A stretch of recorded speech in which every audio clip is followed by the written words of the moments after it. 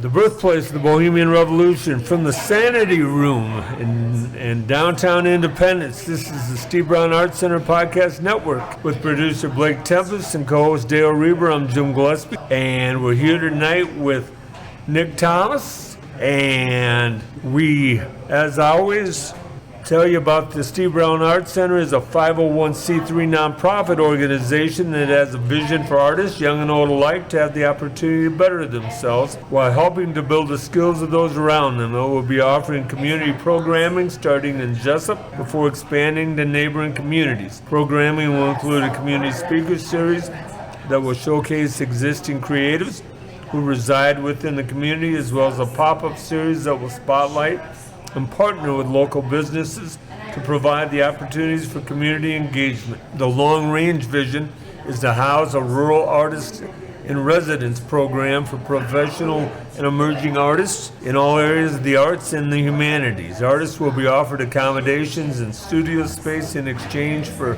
contribution of labor and maintenance of the buildings and the grounds. Gentlemen, the driving question. Yes. What are the top 5 bar names? Well, I'll give you. I think The pub. The pub of some kind, because I've seen those many places. So you can have one. You have one? I think I said the checkered flag. Okay, the checkered flag. Well, I've got to list the top 5 bar names for our audience, and I'm sure they want to hear it. They Get it whether they want it or not, right? They are. Okay. I had you in my 8th hour class my last year, didn't I, Nick? I think so, yeah. I think so, yeah. Because I saw that look, that disappointed look. He's calling on me again. Here are the top 5 from 5 down to 1. Okay. Number 5, the office is a good one. I never would have thought of that. Number 4, the library. Yeah, they have that in Des Moines near Drake University. A bar called the library. Yeah. There you so go. when somebody calls and says, "No, he's at the library." And Number 3, in downtown Austin, not far from the Capitol, the Chili Parlor. Number 2, this was a local bar in Cresco where I grew up, Little Chicago. And the number 1 bar name, at least tonight, the Sanity Room. There you go. Who is our host for this podcast. So we'd like to thank Bill and JR for having us tonight, and we will get at it here. So Nick, I'll ask you this question: where are you living right now?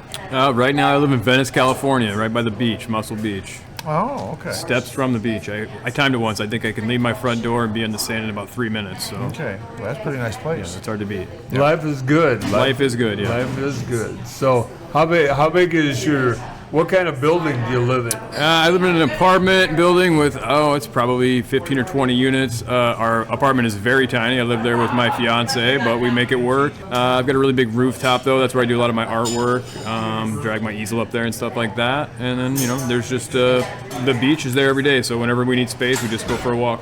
So are you back here visiting family, or did you have a project? I came back here for a couple different things. I had some art projects that I'm working on, and then I was in an art show in Cedar Rapids last weekend at the Cherry Building. It was called Grinding. It was a skateboard deck art show, so I painted some skateboards and brought those back and was in with about 30 other local Iowa artists and things like that, which was really cool. It was a really big turnout, too, so it was awesome. Are skateboards still a big thing in Southern California? Yeah, Like on the boardwalk or whatever they have? Yeah, I live right by the skateboard park, so that's like a big thing. It's like sort of world famous. People come from all over to skate on that. Okay. And every day there's a big crowd around there watching people do stuff, so it's really cool. Do you skateboard, Nick? I do not skateboard, no. When I was in about 3rd grade, I tried it, but So is skateboard art a big thing? Yeah, I mean, I think it's it's one of those things where sometimes it's temporary, because you paint them and then they're out skateboarding and they're tore up or whatever after. But yeah, this one was really cool. They had a lot of people that did sort of out of the box things. So there's a local artist who does things with Etch-a-Sketch, so he had sort of one built around that. There was some people that had him like carved up in different shapes. So they were a lot of different interpretations on how to like do art on the skateboard. So it was really cool. And who sponsored that? It was in the Kinhart Gallery in the Cherry Building. Deb Suri is the name of the lady who owns the gallery, and then there's an artist, Thomas Clark. He's like a graffiti artist there. I just wondered what made them think of that. Of course, it looks like a nice thing. Yeah, well, there's to paint. Right. There's in Cedar Rapids too. There's a skateboard park there that's pretty popular, and then there's the Edge of Skate, which is a store there, and they were one of the sponsors of it too. Oh, So it's a couple blocks from the Cherry Okay, Building, that makes sense to me. Yeah. So Niq, let's talk a little bit about how you got started as an artist. Where did you get the passion for it? Yeah, so I mean, ever since I was like a little kid, I was really into comic books, and so I used to doodle a lot growing up. And I think people sort of thought I was like an artist, but I never really did anything very formally. I studied art a little bit in college, but didn't really pick it up too seriously until I was like about 30 or so. I'd been on like a sort of a road trip and went through a bunch of art museums. For the first time, was really kind of like interested in that, and then had just sort of gone to a couple of like local art markets and was kind of like, oh well, maybe I could try that, and just kind of like originally started as just kind of a social experiment almost, sort of see what would happen. And the more I learned about it, it became less of a hobby and more of a passion, and became just sort of something I did all the time as opposed to just sometimes. And it's really just become sort of my career in some ways now. I mean, it's not, I don't do it full time. You have to do other things to sort of supplement it, but it's I do art year round. And do you have a certain medium? Is that the word that you work in? Yeah, I mean, mostly most of the time. Yeah, most of what I do is like abstract expressionism kind of. I use a lot of mixed media, mostly acrylic, just because it dries faster, and I like to build up layers a lot. So that's what I use mostly. But I use just a lot of different things. I do a lot of collage work too, where I'll like glue and add different like pieces of paper or other materials. I really like creating visual texture. So anything that I can add the paint on that's different than the canvas and sort of create some different depth that way is one of the things I'm into. So do you ever take a commission to make a certain kind of piece, or is it mainly just what you want to make? No, actually, that's one of the reasons I'm back here now. Is I had a couple of commissions that I needed to work on, but they were really big, and I just didn't have the space in California. So I came back here to use my brother's basement to work on it there and just work on them here. So okay, we can ask, how big are they, Niq? One of them is 4 foot by 5 foot, and then there's another one, a couple other like 3 foot by 4 foot. So. And you know what the people are going to do with them, or? Yeah, one of them definitely wants to use them as like a Zoom background for like his. It's a friend of mine from high school, and I've sorted some art in the past, and so he had given something sort of similar in the past, like a collage piece, and he wanted something like that, but sort of based around kind of the work he does. So in his home or in his office? Well, I think so. He can, in his office, so they can do like like video calls and stuff as a background for that. Okay. And the other ones were just sort of do what you want to do, and then sort of give it, see what you got. Yeah, which is sometimes easier, sometimes harder. You know what I mean? We're talking about your small living quarter. Then, where do you display your work in California? I was just recently in a show in a gallery in Santa Monica. I've done a couple of shows just locally in some like shops and things in the area. But yeah, mostly online is where I do just a lot of the work. That's where I get a lot of the commissions and stuff like that. Okay, but I was wondering, like, where do you keep the stuff? Oh well, yeah, that's the thing. I don't have a lot of room. We're squeezing in every corner. Okay, it's just in where you live, and it's just leaning against the wall. When I lived here, I had a big house and everything else, and then we moved. I had to get rid of it all. So a lot of it's been, some of it's storage, some of it was donated. I was with down to the school, and I had taken some to the independent schools, and they were using it in the art rooms and stuff like that. So I went through there and checked that out. Did you find anything that drew you back, that you really liked? It's fun to look through at some of them and be like, oh yeah, I remember some of those. You know what I mean? It was always hard to get rid of them too, because I always sort of saw them as like a scrapbook. You know what I mean? It was kind of like it shows my progression and my styles and stuff like that. So looking back at some of the older pieces is really fun, and sort of see like how much different I got, and then also you just sort of see, oh yeah, you know what, I was doing even some of that back then too. What makes you want to make the big stuff? I mean, most of your work that I've seen is 4x5, 2x3, 3x4. Well, when you first start, you don't really know. You just start on the small canvases and you kind of work your way up. And then once I started doing big ones, that was more fun. I would say early on my biggest inspiration was Jackson Pollock, and he's known as sort of the drip and the splatter painting. And his process, he would walk around. You had to lay him on the floor, and he would sort of walk around in that way.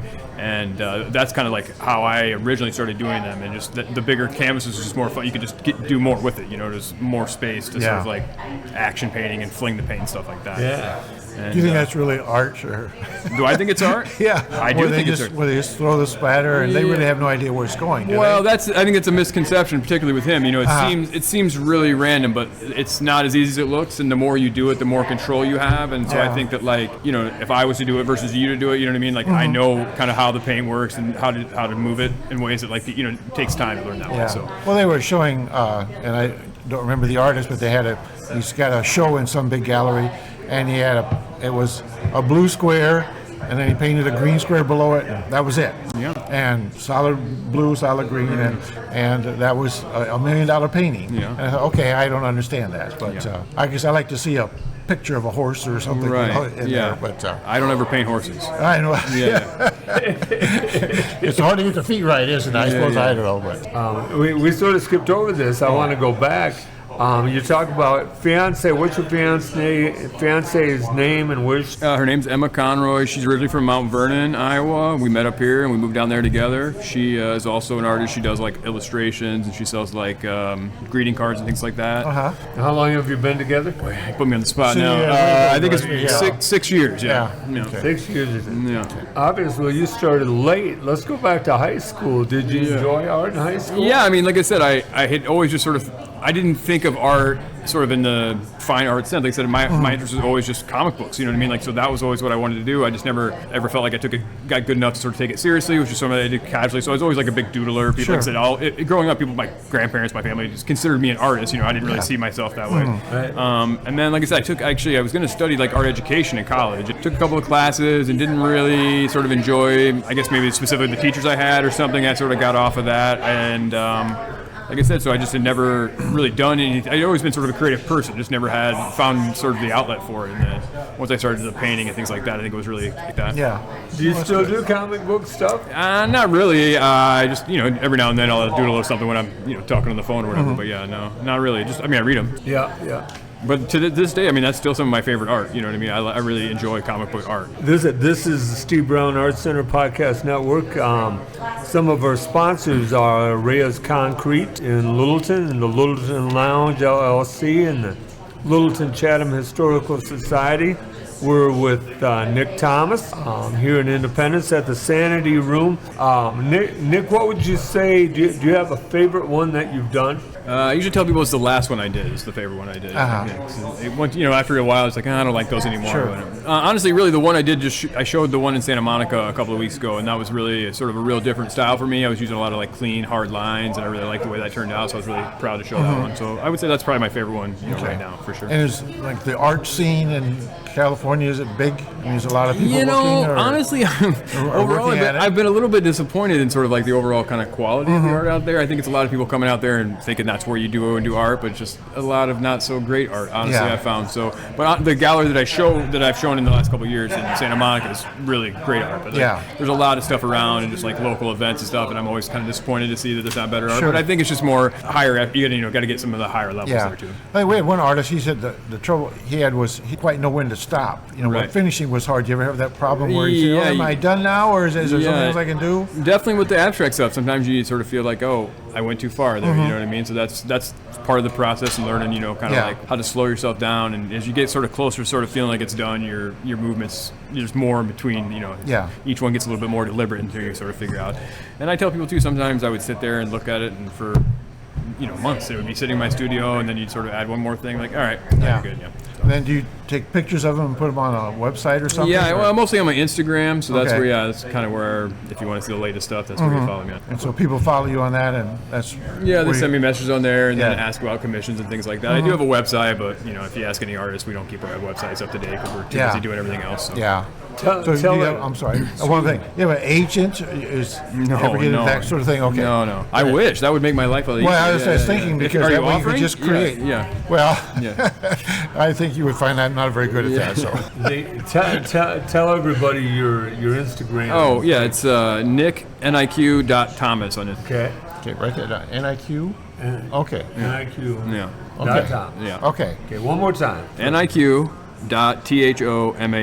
Okay. So when you're doing your friend's background, Did he have a theme that he wanted you to do? Or? He sent me sort of a mood board with sort of like some images and colors and kind of a vibe. He's into his industry is like transportation logistics, so sort of that. But it was like just sort of travel, so I was just kind of like trying to work on that and just work on some collage elements that sort of incorporate that and some of the colors and the vibes and stuff like that. So we'll see how it goes. Yeah.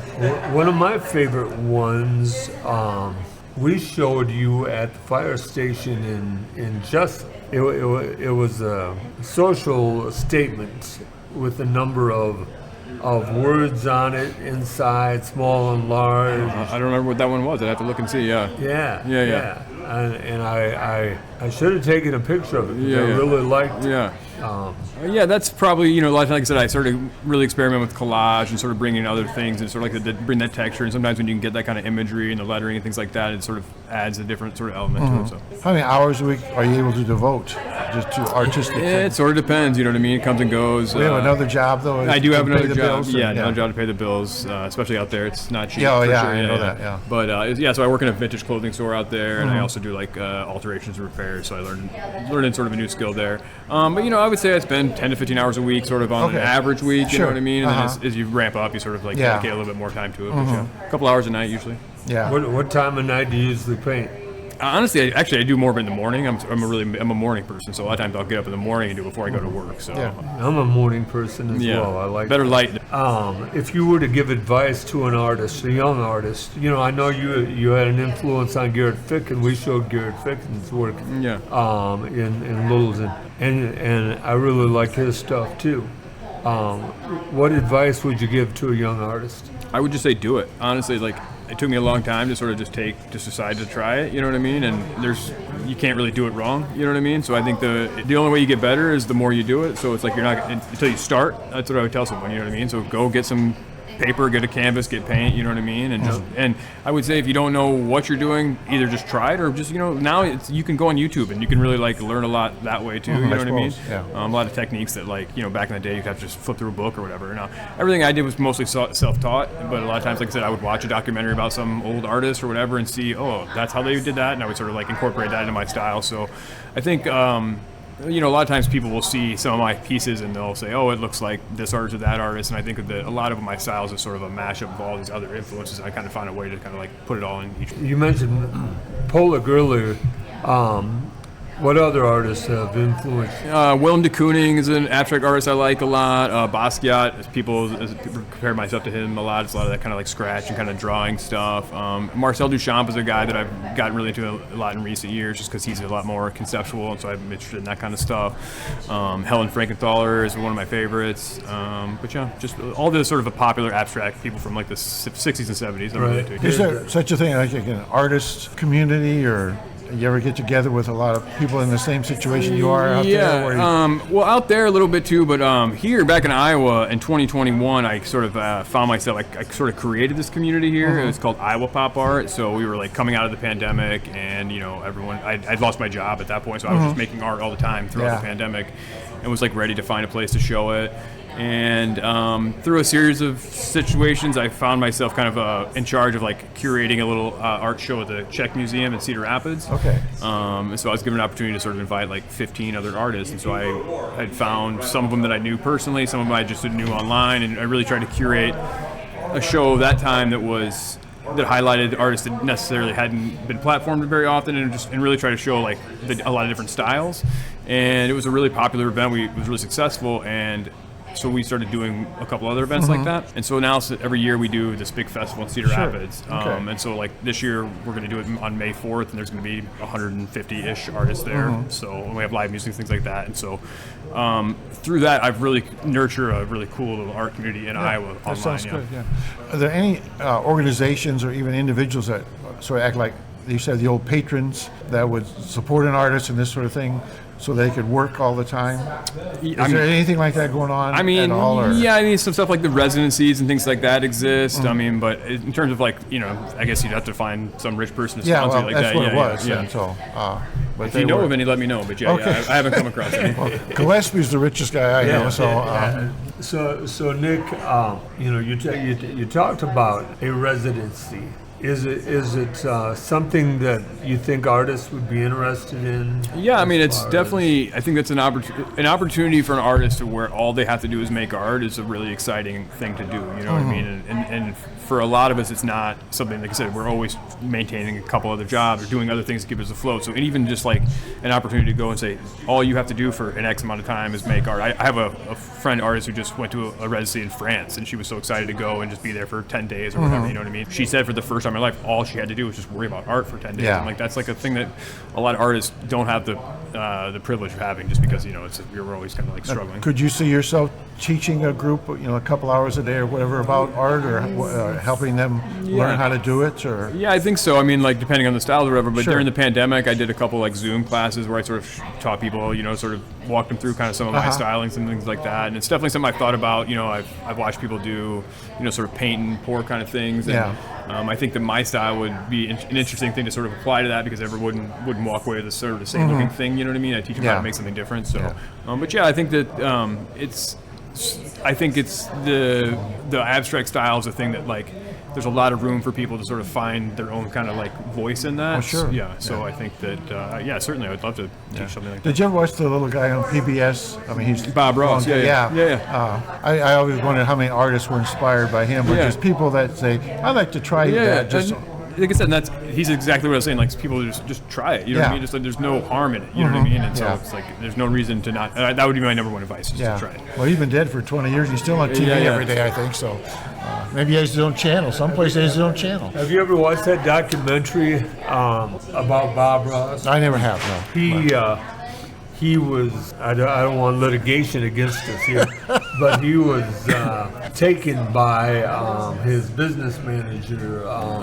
His business manager ended up owning a lot of his art rather than his family. Yeah. Stole a lot of, which is very disappointing. Well, I think Nick mentioned that a little bit, that you're so busy working that you don't have time to think about the other little, you know, like having an agent would be helpful, this sort of thing. And you can see where someone will be taken advantage of real easy, because their mind is on other things besides making money. And, and sometimes that's happened in history an awful lot, I think. And sometimes it's because they're so desperate, for lack of a better term, to sort of make money, they'll take opportunities that seem that are maybe questionable, but they don't. You know what I mean? So it is definitely easy to be taken advantage of. Because it happens to singers and lots of different people in the arts. And Elvis signed his life away. Right. Yeah. Oh yeah. So okay. Dangerous world out there. For sure. So Nick, have you ever done anything that at the end you wish, as you looked at it, you thought, oh gosh, I wish I'd have never done that? Yeah, a lot of them. Yeah, a lot of them. Yeah, you paint right over them when you get that happen. I like that. Yeah.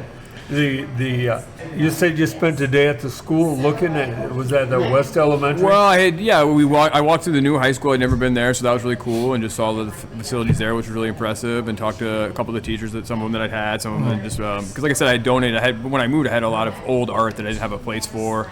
It was in storage, and eventually, through some local people, we just donated to school. And like I said, some of the students had taken it home and paint over them. Some of them had found their way hanging up in the school or whatever. So that was really cool. And we walked through the high school, and then also the what is West Elementary now. It used to be the middle school, but and so I saw some of my teachers there too. So that was cool.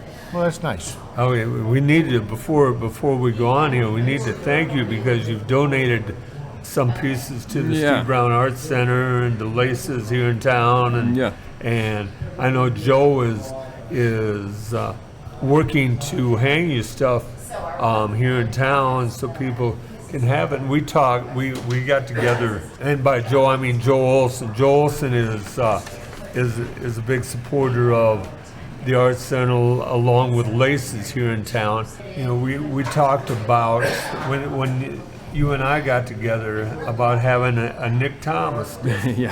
And you laugh at that. Joe has that plan.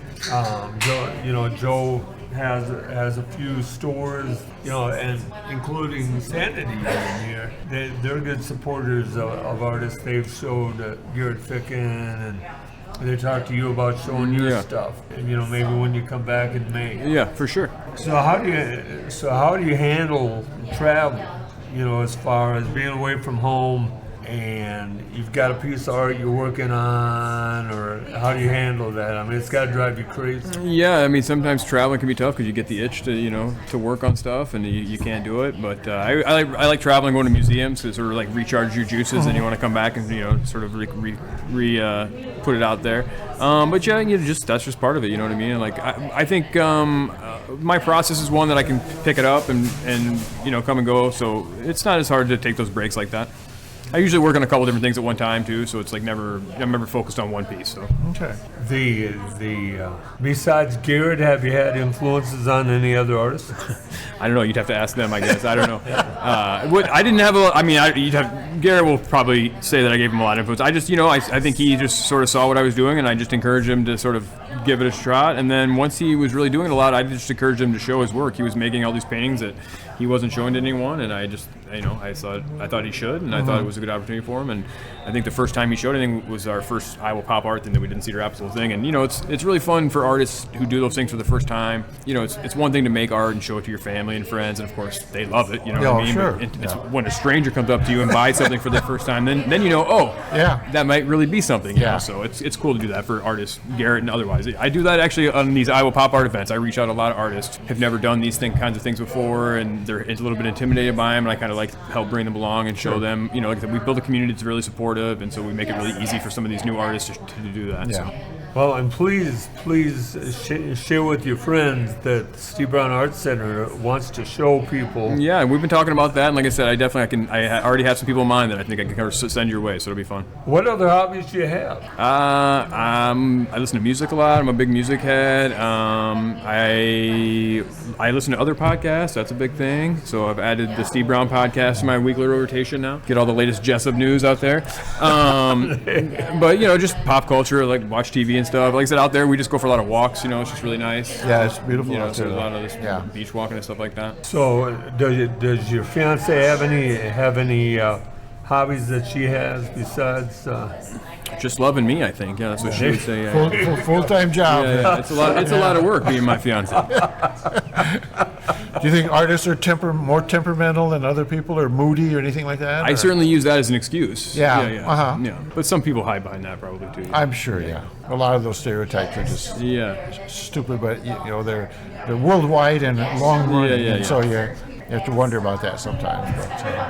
But, So 5 years from now, 10 years from now, and Venice Beach is sort of a young person's area.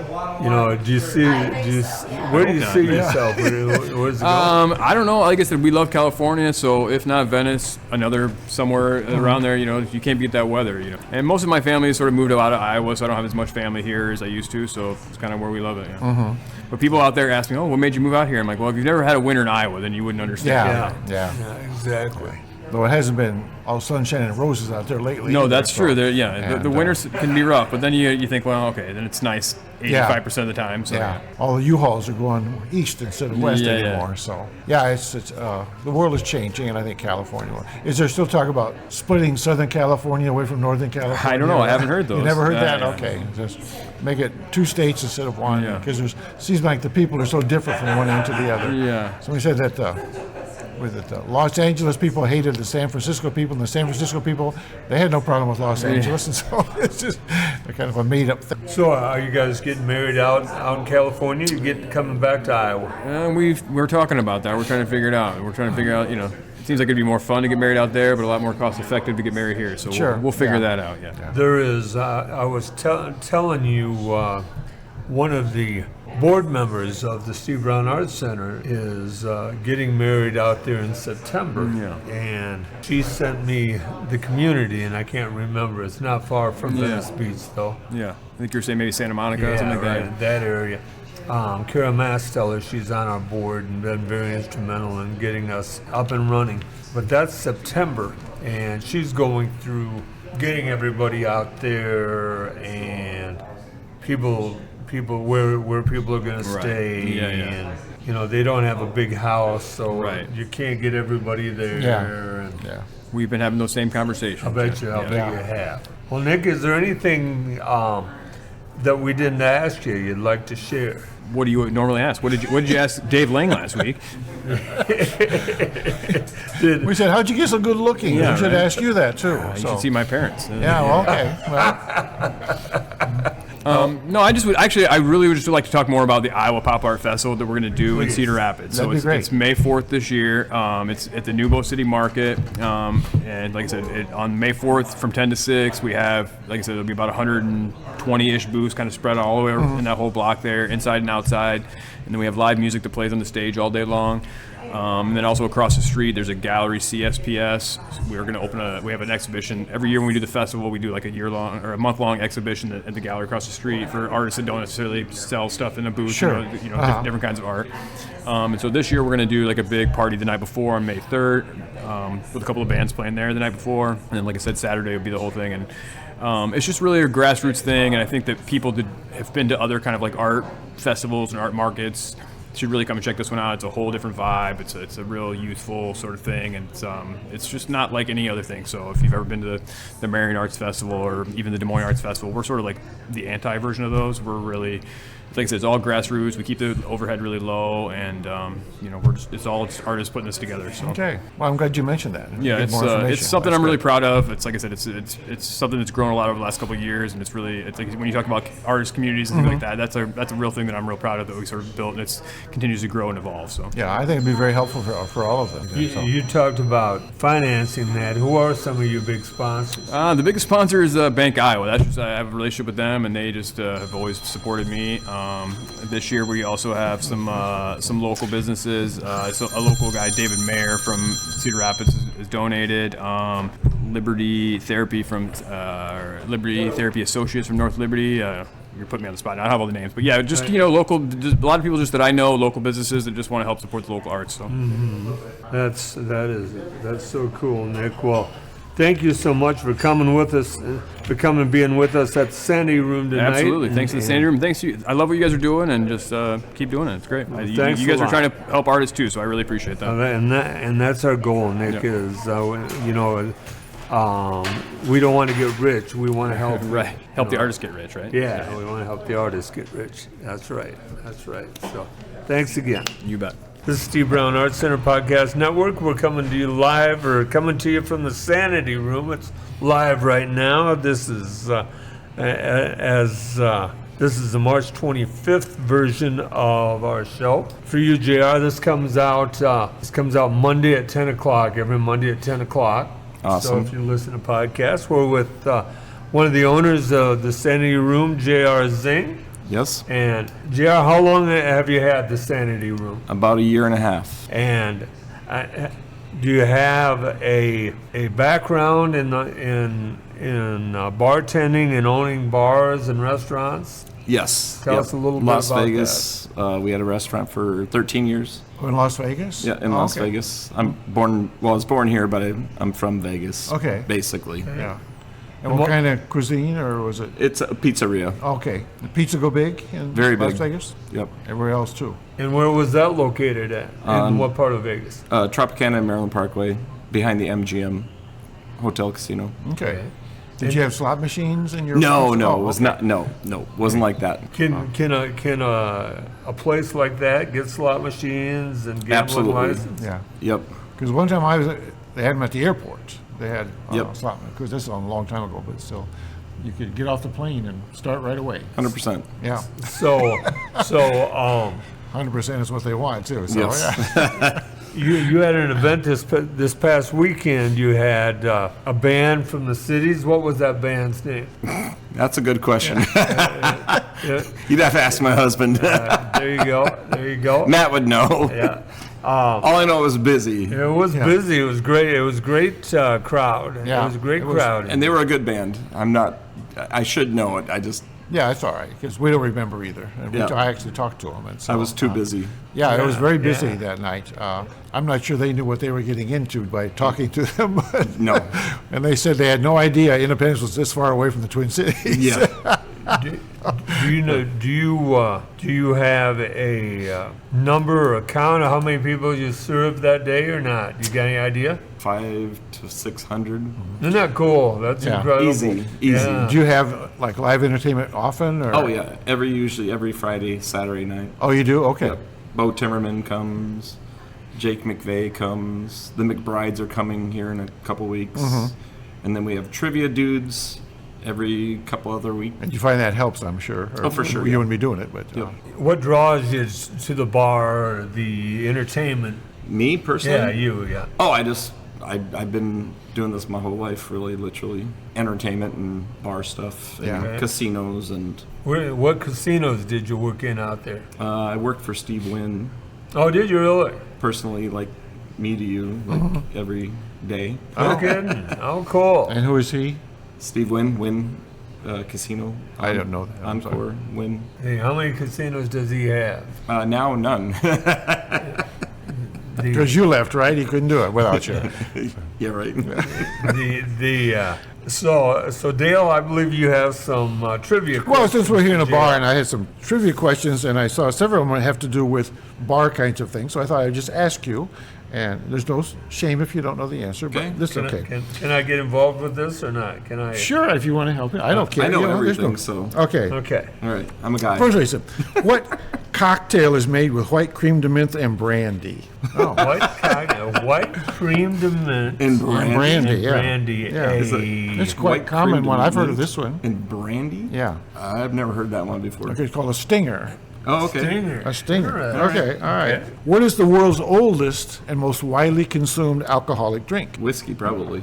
Is it beer? Beer. Oh, it's beer? Beer. Oh. Oh, yeah. The Egyptians I'm had failing. beer, Yeah. I believe, if I remember right. I'm not going to answer that because I don't know. If you were in a bar and you ordered a Boilermaker, what would you get? A Boilermaker? Yeah. I don't know. So, It's got to be whiskey. So it is whiskey with beer. Yeah, well, you shot of whiskey Oh. followed by a glass of beer. Yeah. That's a Boilermaker. You sure you work there? I don't know. You know. Okay. Shoot. Okay. This is okay. Between what years was the alcohol absinthe was banned in the United States? It was banned in lots of places. 1910 or? If that's the start, yeah. And how long did the ban last? Get a It's guess? like 1930 something. No, actually till 2007 it says. Oh, really? Yeah. And where? In America? In or- America, yeah. And it's still, they Oh. thought, and a lot of it was hearsay and jealousy, but it was an alcohol that the rumor was it very addictive elements in it, like an addictive drug would have. And but a lot of people liked it. And they finally said, no, it's just the same as any other alcohol as far as the drink goes. So And what is that drink? it's Absinthe. called absinthe. Have you had it? You better have one and done because Yeah. you'll be on the floor. But there are a already. lot of people in this article saying like Hemingway and Frank Sinatra and people, that was their drink of choice. And I guess it's real big in New Orleans, always was in New Orleans. So, okay, a couple more. Well, but other than water, what is the most consumed beverage? Doesn't have to be alcohol. Oh, here in the bar? Anywhere Oh, in the world? in the world. I would say. What's the most Coke. consumed, other than water, the most consumed beverage? I In the would world. say beer, probably. Okay, it's tea. Tea. There you go. So you think Tea. about all those Chinamen, you know? Okay. Yeah. You should know this one. What month do you think the Munich Beer Festival is held? October. Yay! You think? go. Okay, that's good. right. Okay, I just a couple more. Well, you should know this too. What U.S. state drinks the most alcohol per person? It would be. It is. I just saw this. It is. Shoot. Is it Wisconsin? It might be Iowa. No, it's Nevada. No. That's what it says. I don't think so. I just saw that. Okay, well, I don't know how old this is, but I Okay. just got it today. It's fresh I off the think web. I've seen that. I thought it was Wisconsin. I've seen that with Iowa. Iowa I thought has- either Iowa or Wisconsin. Okay, just two more. Okay. All right. You do the purchasing? Yes. Okay. What whiskey brand was advertised with two terrier dogs? I don't know. Okay. Don't tell me. Don't tell me. What is it? Bird dog. No. I never heard of this whiskey, but Oh, Probably. it sounds familiar. I don't know. the answer there is called Black and White. Black and white. Sure. You ever heard of that? Okay. All right. You have? Yep. Okay. Yep. And the last one is Pulque. You ever heard of that? Okay. Pulque is a beer. And what is it made from? I have no clue. Any idea? Pool K? Pulque, Pulque. I don't know, Pulque, and it's pronounced Pulque in the dictionary I looked at. What region is it from? I would say the Southwest. Oh, Okay, would that be the Southwest? Cactus. Yay, okay. From Cactus, okay. All right. Okay. All right, well, JR, thank you for coming Well, on, thank and you. thank you for hosting us. you're welcome. Is it ever troublesome? You ever have trouble? In here? Yeah. Oh God, no. None? Okay, and how many bars are there in Independence, do you think? Are there more than 10 or? No, there's 3. 1, Three? 2, 3. No, 4. 4? Okay. 5. Yeah, okay. Oh yeah, yeah, out there.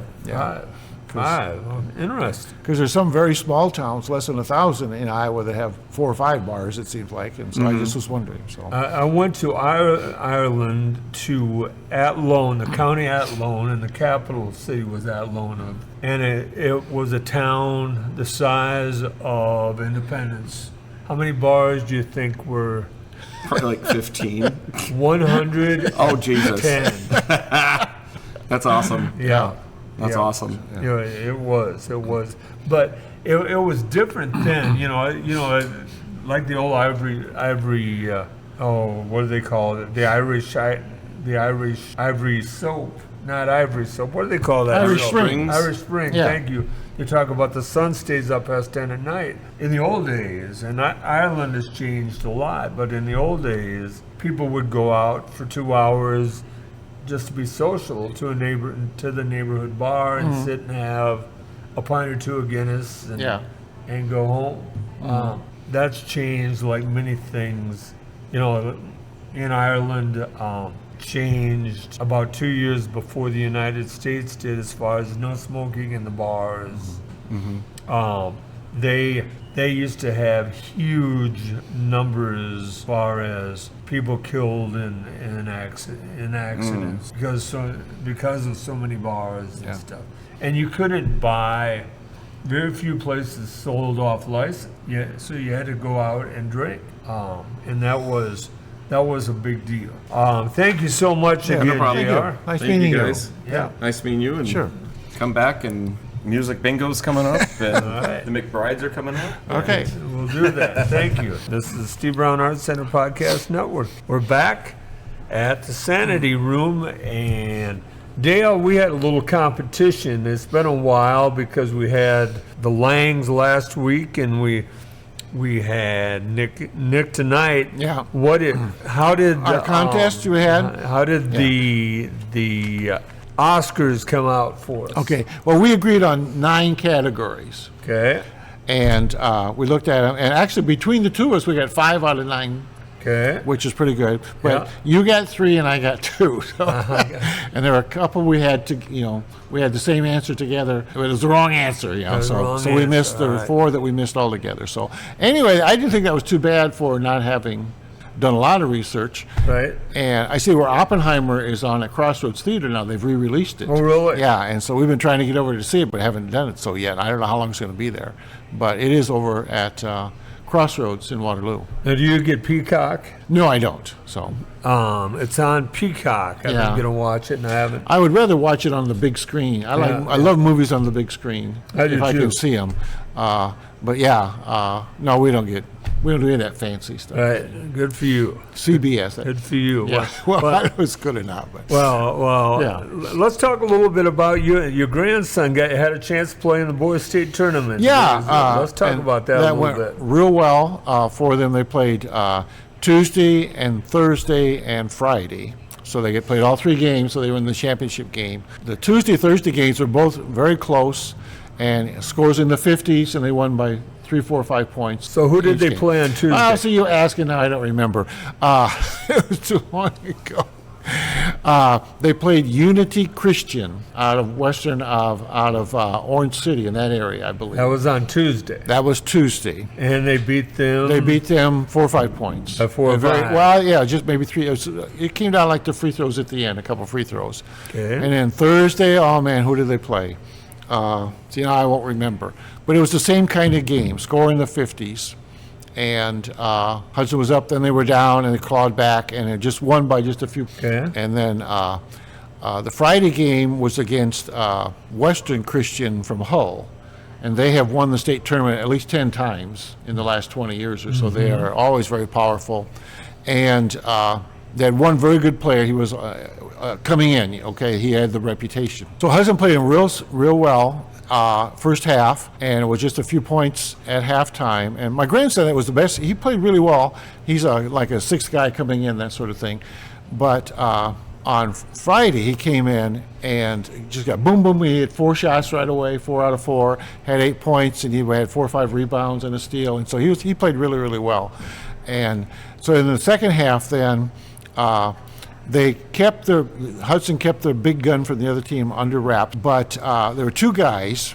And my wife was sitting next to one of them's grandfather. She was, and he was talking. He said, because the kid just hit 3-pointer after 3-pointer. So the top 2 scorers for Hull, one had 23 and one had 25.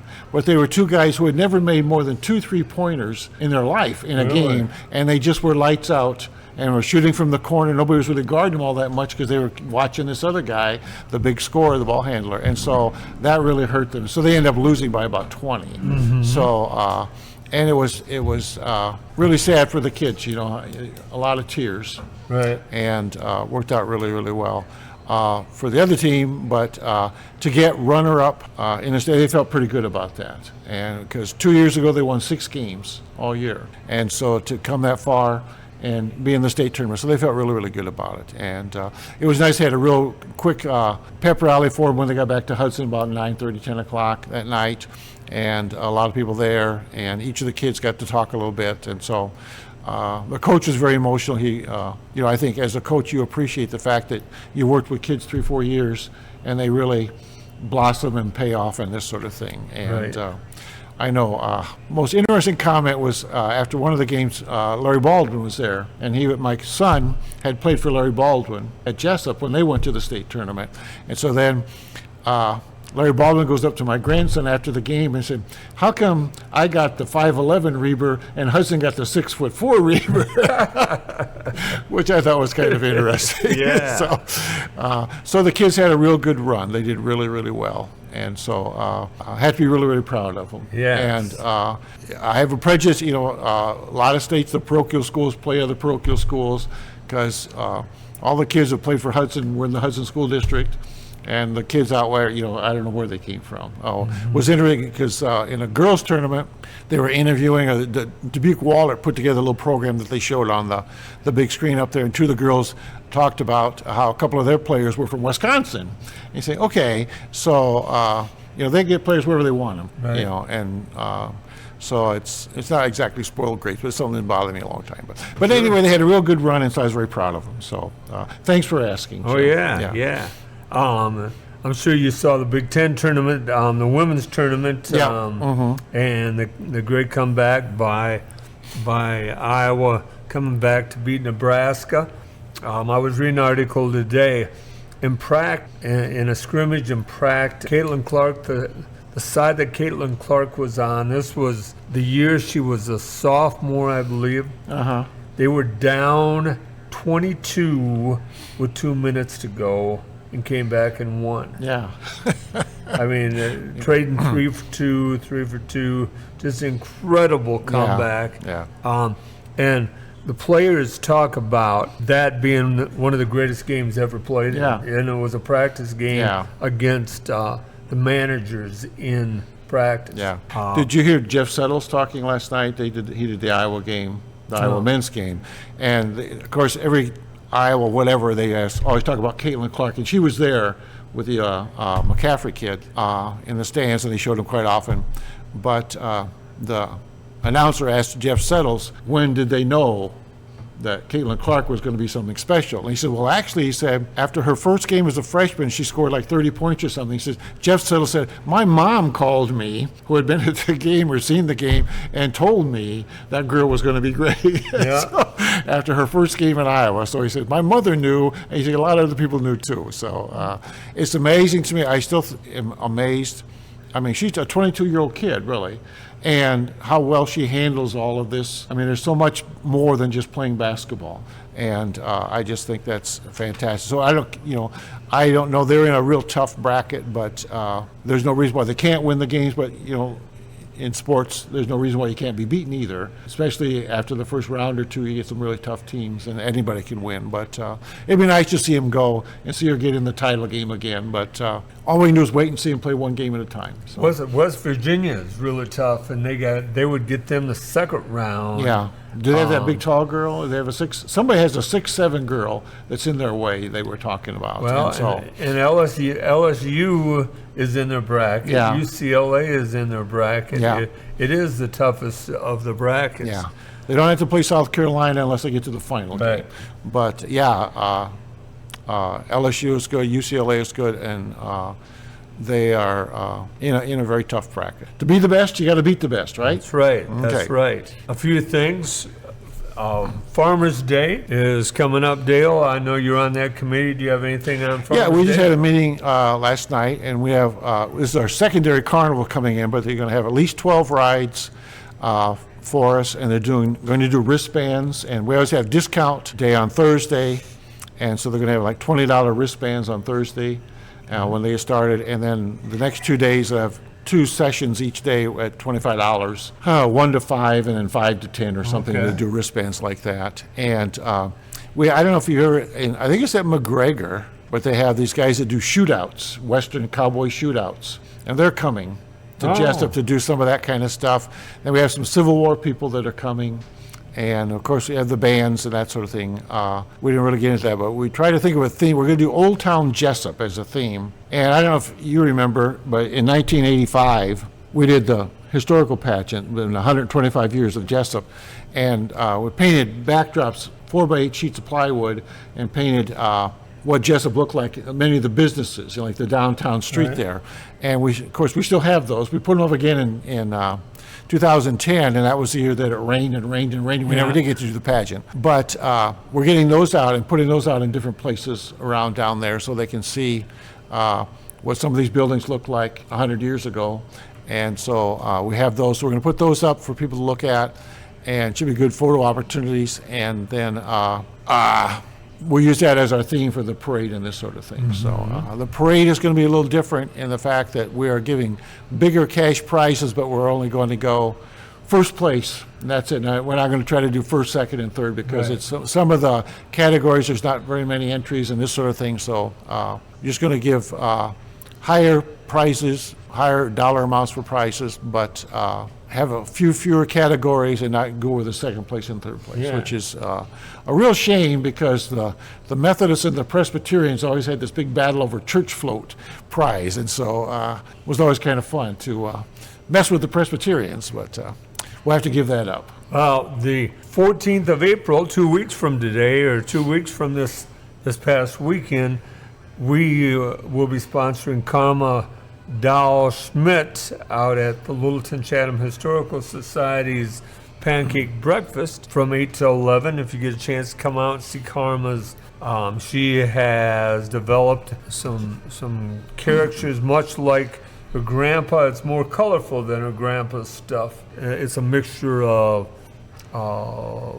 AI and artistic work. And it's beautiful. It's just like the princess does. Yeah. So please get out on the 14th to see Karma's work. We are working to set up Littleton Free Watermelon Day. We have 2 of our musical groups, and we're looking for the 3rd one. We should close on that tomorrow if things work out well. Some of the sponsors for that include Cowork 591, Innovative Wealth Management, M&M Bakery in Lawrence, Kansas, Bobby Leach and Farm Bureau Financial Services, Dream Chaser Acres. This year, Mickey D's Pizza and Lobster is going to have a big presence at the Littleton Free Watermelon Day. And Boys Food Truck will be back. Thomas James LLC is a sponsor, and Even Events and Rental is furnishing the tents like last year. Jacobson Fabrication Repair, Donnie supplied 2 great signs for it, and Keith Bickert is a great supporter of Watermelon Day. So is Derek's Repair LLC, Derek Marty, and Independence Bulletin Journal is also a great supporter of Farmers Day. of the Littleton Free Watermelon Day. If you'd like to donate to the Steve Brown Arts Center or have an idea for an event, go to the SteveBrownArtsCenter.org and follow the link. If you have news or would like to sponsor us, email us at jim@SteveBrownArtsCenter.org or call at 319-290-0241 and leave a message. I'm Jim Gillespie with Dale Rueber. Thanks to our producer Blake Tempus, and thanks to Niq Thomas for coming in. Thanks to J.R. Zingg and Matt O'Loughlin here at Sanity Room for hosting us tonight. And thanks to Kelly C. Haas at Cowork 591 for allowing us to use their equipment. And thanks to the audience for bringing these stray dogs into your day. Remember, each day is about little victories.